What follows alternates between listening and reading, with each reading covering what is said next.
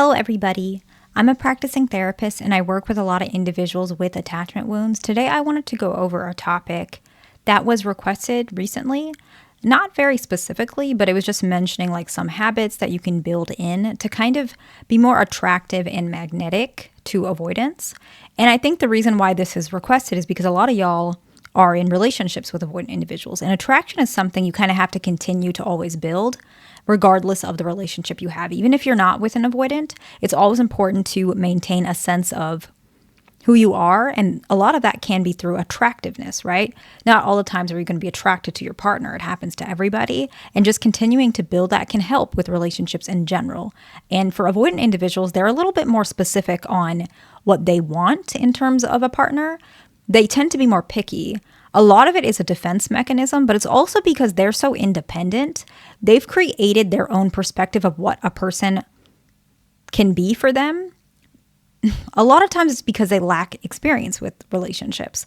But another reason is because in their mind, they're thinking, if I am to commit to somebody, they better be X, Y, and Z, because otherwise it's not worth it for me to be vulnerable and get hurt if they don't meet a lot of my specifics. And so a lot of avoidant individuals, they're very slow to commit for a lot of these reasons. They're going to continue to maintain a certain amount of distance until they feel like their partner is trustworthy.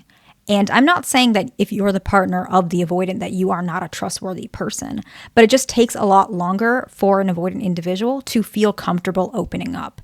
And so by being more attractive, it's not necessarily attractive physically, even though it is. But I'd mentioned before, a lot of avoidant individuals are attracted in multiple variables, And a lot of them are not just physical, but it's also how you communicate, how you treat your life. And some of these attributes are what they reflect in themselves. And so you're going to see a little bit of specific things that might not necessarily be for everybody, but it is the way avoidants are, okay? And so let's go ahead and jump right in. And I'll try and explain these and give examples if I can, but a lot of these are straightforward, but I'll try and give examples if I feel it's necessary. And the very first one is, it's attractive, like habits, these habits that can be built in is by continuously emotionally regulating yourself. So learning emotional regulation and building that in your schedule. A lot of avoidant individuals, not all of them, but I had mentioned this before, are quite schedule oriented. And so for them, they actually build habits into their schedule that help emotional regulation. And so some of these might be, it's almost like they need some space after work or on weekends a certain time. They don't like being bothered, things of that nature. And so a lot of avoidant individuals, they expect you to also have these habits. And so a good example would be, 1 hour before bed, you just don't really talk to anybody, right? And so that's very common for avoidant individuals to feel that way.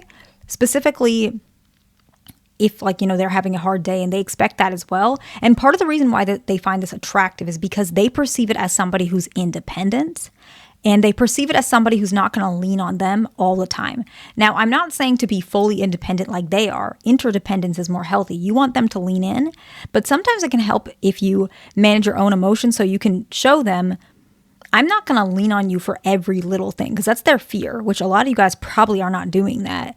But the reason why they're so attracted to this particular trait is it allows them to feel like you're not going to take up their time. I know it sounds bad, but you're not going to take up their time with your mismanaged emotions or your emotions that are not regulated.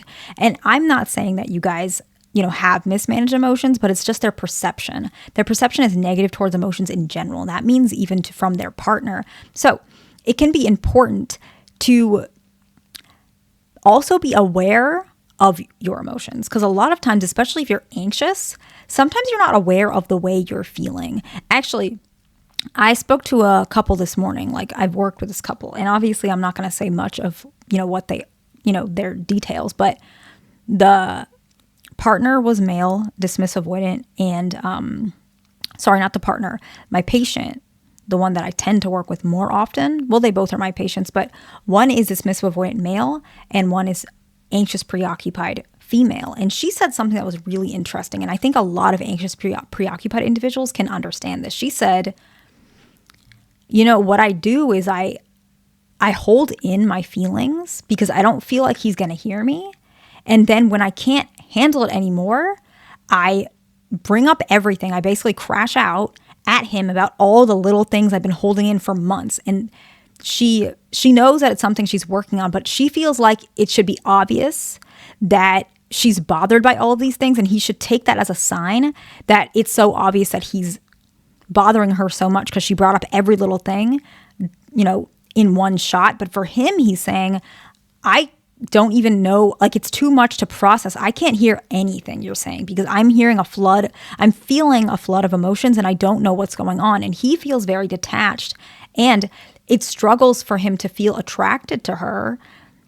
And in general, a lot of patients feel like this, not just this couple. Like, I'm not just throwing information about this couple out, but I'm just saying couples in general. Like, this is an example as well, right? This is an example. Couples in general, they will struggle with attraction if you're feeling like your partner is not, I don't want to say not attracted to you, but maybe pulling away from you. It could be the way you manage your emotions. I'm not blaming you, but it's a really common complaint in my office.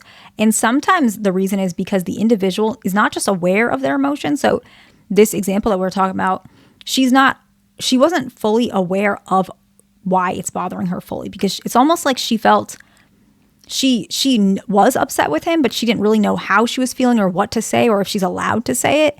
So not just being aware, but also labeling your emotions and understanding that by speaking about them in a particular way, a little bit more logical, a bit more calm, you'll be able to be heard a little bit more. So learn emotional regulation. Very, very important, okay? The next one is learn how to communicate effectively, okay? Effective communication is key in relationships.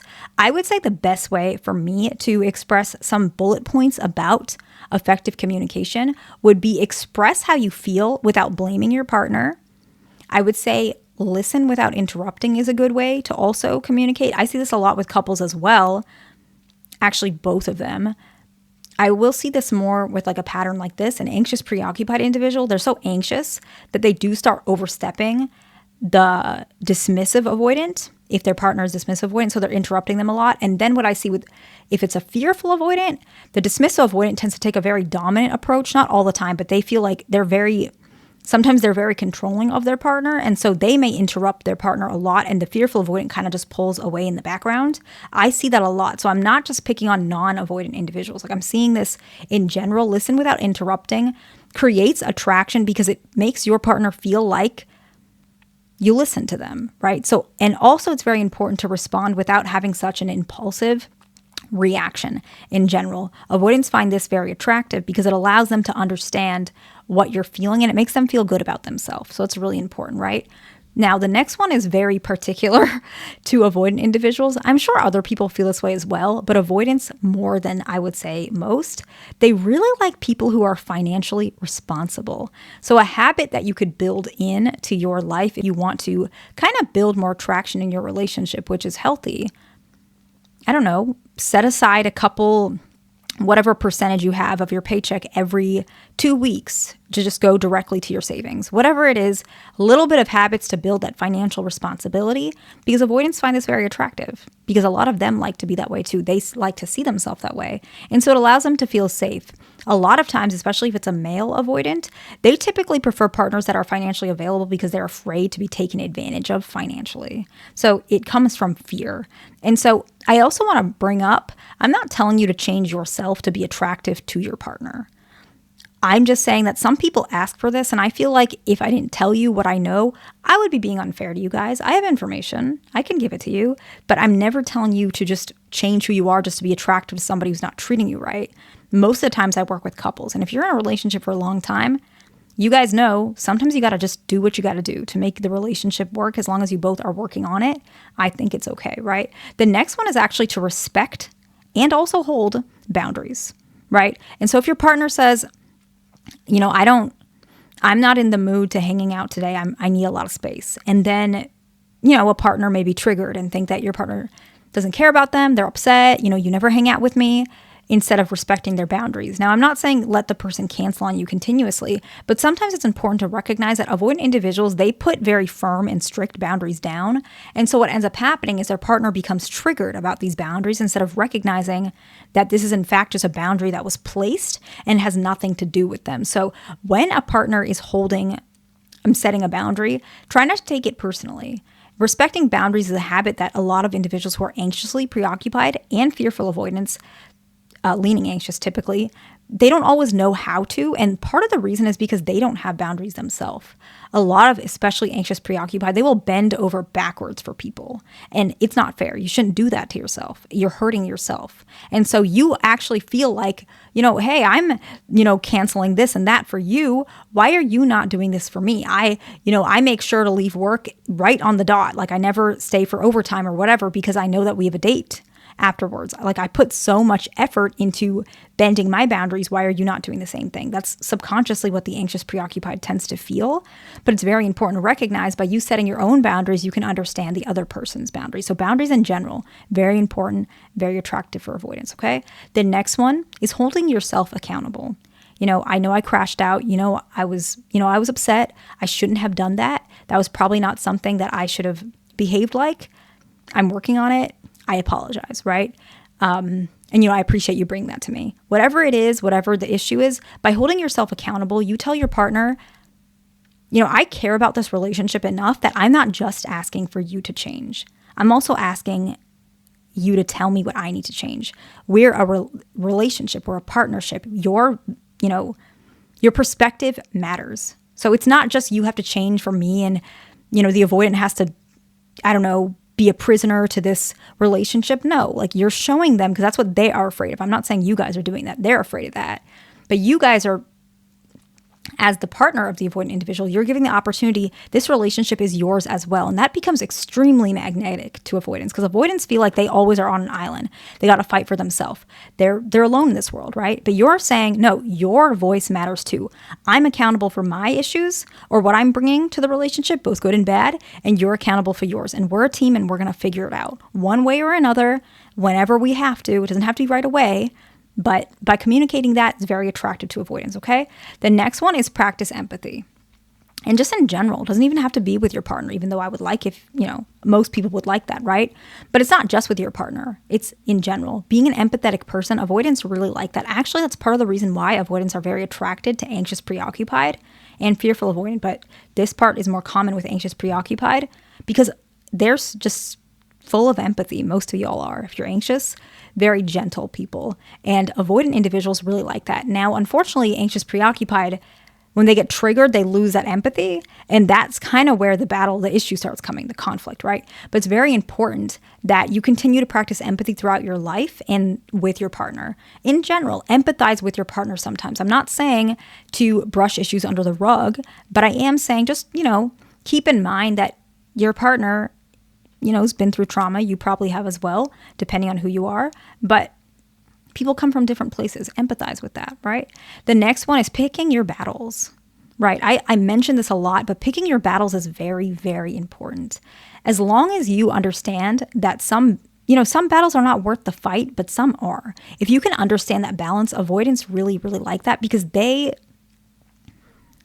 don't like fighting, right? They don't like arguing. They don't like seeing you get mad at them and they're afraid to lose you. So that's really important, okay? The next one is be hopeful and be positive. Just in general, bring a lot of hope to the world. Invite positivity into your life and also bring positivity. And that means in general, be hopeful, believe in your partner, talk in a hopeful way. I know we're going to work this out one way or another. I appreciate all the things that you do. I'm really happy for how far we've come. Hope and positivity, right? That's a really strong one. The very last one, which I think is very important, is maintains own opinions. It's important that you guys sometimes agree to disagree and just have your own perspective. You don't always have to bend for what your partner is telling you. You don't always have to change your, perspective on finance or politics or whatever it may be, clothing, food, culture, whatever it is. You don't have to change everything about yourself to appeal to your partner. Your partner wants you to contribute to the relationship, right? That's very important. You can't contribute if you don't be yourself. So that's very important. So that's learning. So I'm just going to quickly summarize, and then, we'll talk about this. You guys can comment, but learn to be emotionally aware, regulate yourself, communicate effectively, be financially responsible, respect boundaries, hold yourself accountable, practice empathy, pick your battles, be positive, and have your own opinions. I hope this video was helpful. Please subscribe, like, and I'll see you in the next one.